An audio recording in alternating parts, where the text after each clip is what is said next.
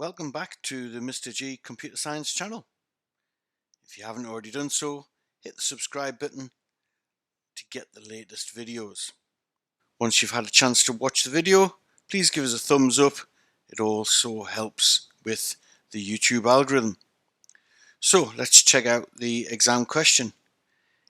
Image data representation. So when we take photographs on our phones or our digital cameras, they are stored as a series of pixels, and a pixel is short for picture element, pixel for short. So each photograph that we take is made of a series of pixels, or tiny little dots of colour. So each tiny little dot has a variety of colours, and depending on how many binary digits we use to represent that colour will give us our colour range. In this question, you'll notice that it says we are using 3 digits to represent the binary colour. So let's just take a moment to check out this table on the right hand side. So we have the colour column on the left and its binary value on the right. So for instance, black has been given a binary value of 0, red has been given a binary value of 100, and yellow has been given a binary value of 110. So there's some examples. Each image is made of a series of pixels. So you can see this pixel here is white. I'm just using very simple squares to represent pixels. So we have a white pixel, then a white pixel, then 3 black, white pixel, and another white pixel. It then goes on to the second row of pixels. White, white, black, red, white, white, white,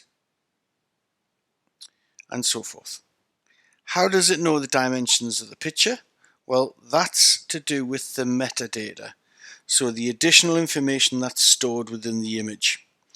And the metadata states for this example that we are dealing with 7 pixels wide by 6 pixels high.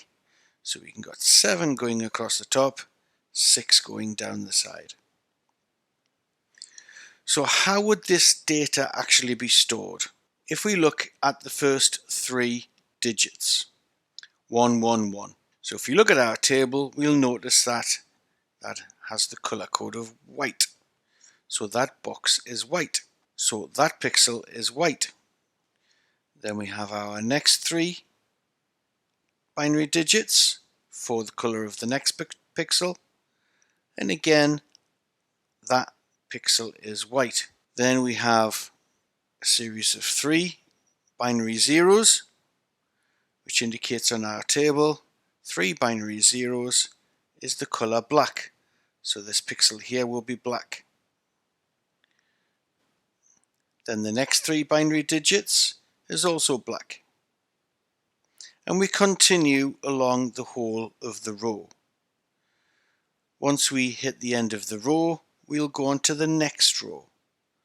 So every group of 3 digits in this question represents the color of a pixel, filling in your image from the top row, working left to right, moving down onto the next row.